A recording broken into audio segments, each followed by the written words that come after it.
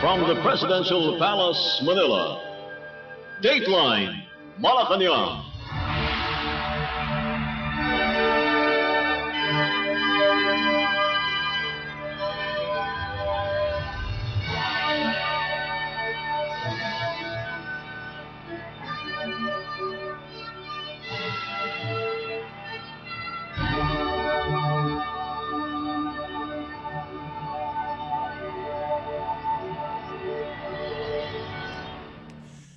Good day. Radio Pilipinas World Service can also be heard on shortwave broadcast through the shortwave facilities of the United States Agency for Global Media, or Voice of America, on the following shortwave frequencies: 12.020 MHz, 15.640 MHz, and 17.665 MHz. I'm your host, Leo Magpayo, and this is Dateline Malacañang. Philippine President Ferdinand R. Marcos Jr. has opened a new section of the Cavite Expressway, or Cavitex C5 link, and motorists can use it for free for the entire month of April. The newly inaugurated Segment 3B, a 2-kilometer stretch connecting the cities of Parañaque and Taguig, is expected to ease travel, especially during the Holy Week rush. President Marcos said the toll holiday is meant to give motorists immediate relief. The new segment is projected to cut travel time to just 15 minutes from the usual 1 to 1.5 hours and help decongest surrounding roads. Authorities estimate around 36,000 vehicles will use the new link daily. Malacañang said the initiative supports the administration's broader push to improve mobility and cushion the impact of rising fuel prices tied to global developments. It also forms part of the government's unified package for livelihoods, industry, food and transport, or uplift strategy, which includes infrastructure and transport measures to address energy challenges linked to tensions in the Middle East. Yung biyahe na dati ay isang oras kalahati, magiging 15 minutes na lang. At napakalaking bagay yan dahil sa malaking savings sa oras ng mga commuter, unang-una.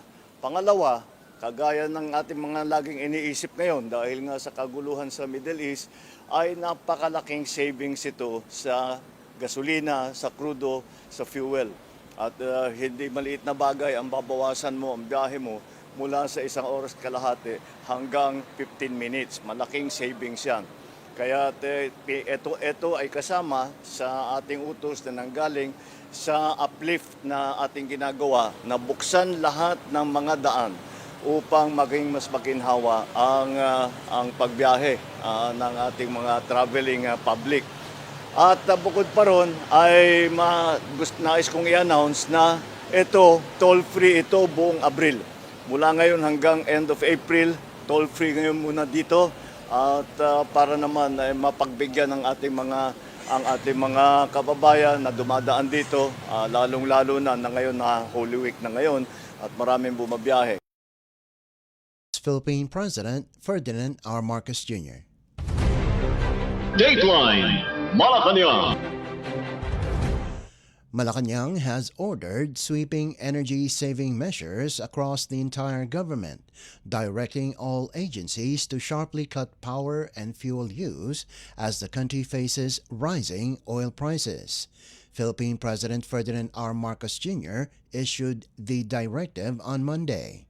Acting Executive Secretary Ralph Recto said compliance is mandatory, covering the whole bureaucracy, including government-owned and controlled corporations, or GOCCs. He said the order marks a decisive shift toward reducing demand, with government offices expected to lead by example. Recto reported that enforcement is already underway. Energy monitors inspected more than 1,000 offices in the first week alone, checking air conditioning, lighting, and office equipment to ensure agencies are following the rules. Under the directive, offices must limit electricity consumption, adjust cooling levels, and cut non-essential lighting. Fuel use is also being restricted, with most government vehicles ordered off the roads except those used for public safety and health services. Recto said the measures are designed to deliver quick savings and instill discipline across the bureaucracy, noting that even small operational changes can produce significant reductions in overall energy use. The austerity push also covers preparations for the country's hosting of the Association of Southeast Asian Nations or ASEAN summits this year. Activities have been scaled down, spending trimmed, and non-essential events removed as the government shifts away from ceremonial excess toward more focused, results-driven engagements. Recto stressed that the policy reflects the president's message. Public officials must set the example, showing restraint, accountability, and leadership as the nation navigates the energy crisis. Dateline Malacañang. Philippine President Ferdinand R. Marcos Jr. has declared special non-working day in 2 municipalities and 2 provinces across the country to allow residents to commemorate important founding anniversaries. Proclamation number 1200 declared April 11th a special non-working day in the municipality of Dolores, province of Quezon, to mark the celebration of its 191st founding anniversary. Proclamation number 1201 declared April 27 a special non-working day in the municipality of Montalban, province of Rizal, to mark the celebration of the 155th founding anniversary. Meanwhile, Proclamation number 1202 declared April 6 a special non-working day in the municipality of Rizal, province of Occidental Mindoro, to mark the celebration of its founding anniversary. The municipality of Rizal will mark its founding anniversary on April 3, 2026, which falls on Good Friday. Proclamation number 1203 declared April 7th a special non-working day in Mountain Province to mark the celebration of its founding anniversary. The proclamations stated that declaring the holidays is fitting and proper to give the residents the full opportunity to participate in the occasions and enjoy the celebrations. By the authority of President Marcos, Acting Executive Secretary Ralph Recto signed the proclamations. Dateline Malacañang. The Department of Energy, or DOE, is fast-tracking the entry of more than 1,400 megawatts of new power capacity into the grid as the country braces for possible shocks from the Middle East crisis. Officials say the goal is simple: bring in fresh supply quickly and cushion Filipino households and businesses from any ripple effects on fuel prices. The DOE reported that 22 committed projects totaling about 1,471 megawatts are targeted to go online by April. All of them come from renewable sources. 12 solar farms delivering roughly 1,284 megawatts, 6 hydro plants adding 48 megawatts, 2 biomass facilities contributing 38 megawatts, 1 wind project with 13.56 megawatts, and a 20-megawatt integrated renewable energy storage system to help stabilize supply. These projects reflect the country's ongoing shift toward a cleaner, more resilient energy mix, part of the government's response under Executive Order number 110, which aims to secure stable electricity while easing pressure from rising fuel costs. In a press briefing via Zoom, Energy Secretary Sharon Garin said the timing is critical. She stressed that bringing these capacities online as scheduled is imperative, especially now that the country must act with urgency to protect the power system. Beyond the numbers, officials say the push is also about giving Filipinos some breathing room, ensuring lights stay on, businesses keep running, and communities remain shielded from global volatility. Pero what we have been doing is to advance the completion of many of our renewable energy projects. So we've identified many of our projects, and we've been working closely with our developers. We are pushing for 1,471 megawatts in renewable and energy storage projects na matapos siya by April 2026.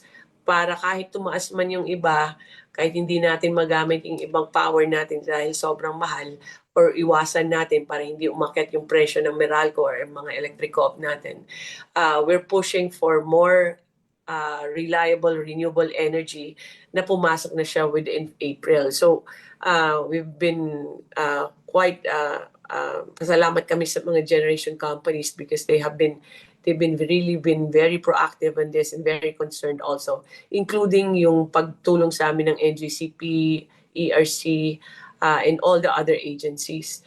As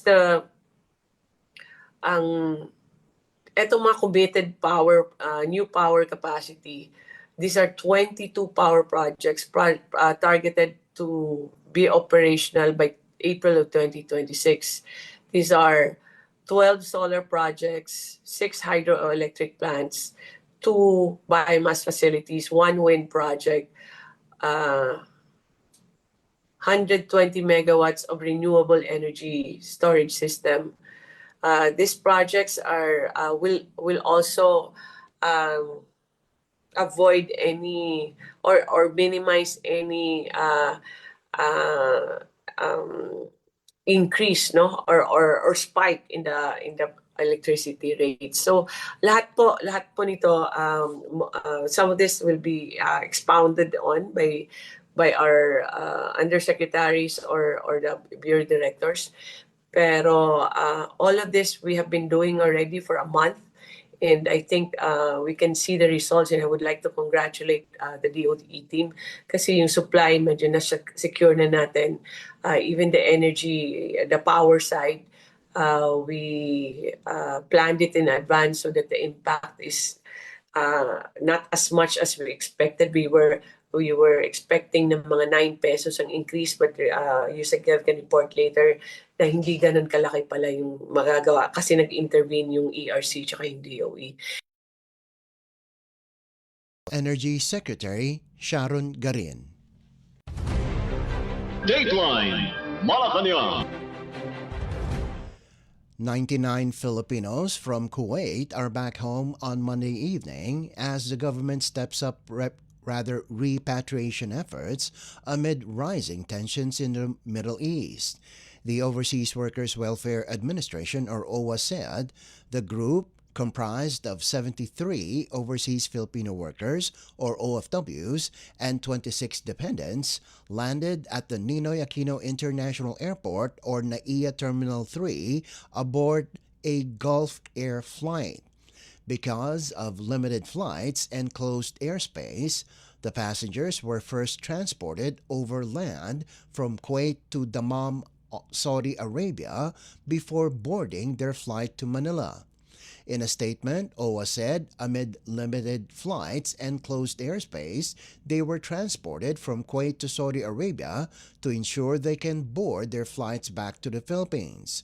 Upon arrival, teams from OWA and the Department of Migrant Workers provided food, transportation, temporary shelter, and other assistance. Another 99 Filipinos are expected to arrive Tuesday and 191 more on Thursday, bringing the total number of repatriates from Kuwait to 530 by week's end. Officials said the effort is being carried out under the directive of President Ferdinand R. Marcos Jr. as part of a whole-of-government push to ensure the safety and welfare of Filipinos overseas. Dateline Malacañang.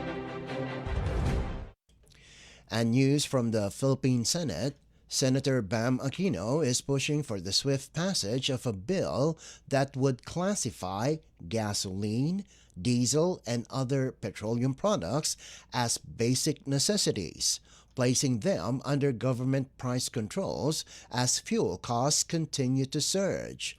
Aquino has filed Senate Bill No. 2011, which seeks to plug what he calls a major gap in the Price Act. Under the proposal, petroleum products may be placed under a price ceiling during national emergencies, and the period of allowable price control would be extended from 15 days to 30 days. Right now, only liquefied petroleum gas, or LPG, and kerosene fall under that category. In a statement, Aquino warned that the country is in the middle of a fuel price crisis, with rising pump prices driving up transportation fares, food costs, and the price of basic goods. He said workers, small business owners, farmers, and ordinary households are already struggling to keep up. Aquino added that the measure complements broader efforts to deliver targeted assistance and protect essential services during this period of uncertainty. Beyond price control, the senator is also calling for the suspension or removal of the 12% value-added tax, or VAT, on fuel, saying it would provide immediate relief to consumers affected by the Middle East crisis. He noted that removing both the VAT and excise tax could cut the price of diesel and gasoline by nearly 20 pesos per liter. Dateline Malacañang. The Philippine National Police, or PNP, on Monday reported a slight improvement in fuel supply disruptions, with the number of gas stations forced to shut down dropping to 365 from 425 nationwide. Despite this, authorities said incidents of fuel hoarding and profiteering continue to rise. PNP spokesperson Brigadier General Randolph Tuanyo said closures fell to 369 on Sunday and further declined to 365 by Monday morning. He explained that most shutdowns were caused by non-delivery of petroleum products and depleted stocks, though some stations have reopened after restocking. The closures come as the country grapples with an oil supply crunch linked to the conflict in the Middle East. Tuanyo confirmed 7 cases of hoarding and profiteering have been recorded so far, 3 in Bicol, 2 in Eastern Visayas, and 1 each in Central Luzon and the Davao region. The Department of Energy has tapped the PNP to help crack down on illegal fuel trading as the government works to stabilize supply and protect consumers. Dateline Malacañang. In other news, government officials are preparing a new policy that will allow companies and even private individuals to offer carpooling services as part of the national response to the ongoing energy emergency. In a meeting at the Metropolitan Manila Development Authority, or MMDA headquarters in Pasig City, MMDA Chair Don Artes said the draft guidelines are still being finalized and could take effect after Holy Week. Artex explained that the program will be open to the public. Under the draft rules, carpooling will operate strictly on a point-to-point system, with vehicles allowed to pick up and drop off passengers only at designated locations. ARTES stressed that these units cannot function like regular public transport to avoid competing with jeepneys, buses, and UV Express operators. Carpool vehicles will be allowed one trip in the morning and one in the afternoon, and fares must follow rates set by the Land Transportation, Franchising, and Regulatory Board, or LTFRB. ARTES said the fare guidelines are meant to protect commuters. The LTFRB is studying the issuance of special permits to ensure the new service does not disrupt existing public utility vehicles or PUV routes. Officials are also considering relaxing the rule that limits participation to vehicles 5 years old or newer, depending on stakeholder feedback. To prevent unnecessary apprehensions, compliant carpool vehicles will be issued QR code permits, allowing traffic enforcers to easily verify their authorization. ARTES said the goal is to ensure smooth operations. The policy is still under discussion among the Department of Transportation, MMDA, LTFRB, Land Transportation Office, and other enforcement agencies. Dateline Malacañang. And finally, the fertility rate among Filipino women has dropped to its lowest level on record. New data from the 2025 National Demographic and Health Survey shows women now have an average of 1.7 children in their lifetime, less than half the 4.1 recorded in 1993.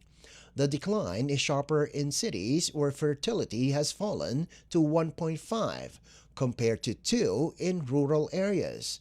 The survey, conducted by the Philippine Statistics Authority or PSA, interviewed nearly 30,000 women aged 15 to 49 to provide a national snapshot of health and development. The PSA said the findings will guide policymakers in shaping programs for Filipino families. Regions with the lowest fertility include Calabarzon with 1.3, Metro Manila 1.4, and Negros Island 1.4. The highest rates are in Bangsamoro Autonomous Region in Muslim Mindanao or BARM with 2.4, followed by Zamboanga Peninsula with 2.3 and Caraga 2.2. Socioeconomic factors remain a major driver. Women in the poorest households have an average of 2.8 children, while those in the richest bracket have just 1.1. Education also plays a role. Women with only primary schooling recorded a fertility rate of 3.1, far higher than those with higher education. Teenage pregnancy has also fallen to its lowest level. Only 4.8% of girls aged 15 to 19 have begun childbearing, down sharply from the peak of 10.1% in 2013. But rates remain higher in rural areas, with Zamboanga Peninsula posting the highest incidence at 9.3%. The report also highlights gains in maternal and child health. Facility-based deliveries climbed to 93.7% and skilled birth attendance reached 93.6%. Under 5 mortality dropped to 22 deaths per 1,000 live births, while childhood vaccination coverage and developmental indicators also improved. On family planning, 44.5% of married women now use modern contraceptives. Pills remain the most common method, while the public sector continues to dominate the provision of long-term options like implants and intrauterine devices or IUDs. The survey also notes a decline in spousal violence, down to 15% from 17.5% in 2022. However, more mothers now believe physical punishment is necessary for discipline, 18.3%, up from 11.9% 3 years ago. Dateline Malacañang. Before we conclude our program, Radyo Pilipinas World Service of the Presidential Broadcast Service can be heard over the following shortwave frequencies: 12.020 MHz, 15.640 MHz, and 17.665 MHz. Radyo Pilipinas World Service is also live on audio streaming. Just download Evox PBS Receiver on your Google Play Store or the App Store from your Apple phone. You can also visit our Facebook page and YouTube channel. Just type in and search for Radyo Pilipinas World Service. Kindly subscribe, like, and share our posts as well. And that concludes this edition of Dateline Malacañang. For Radyo Pilipinas World Service, this is Leo Magpayo. Good day and stay safe. From the Presidential Palace, Manila, Dateline Malacañang.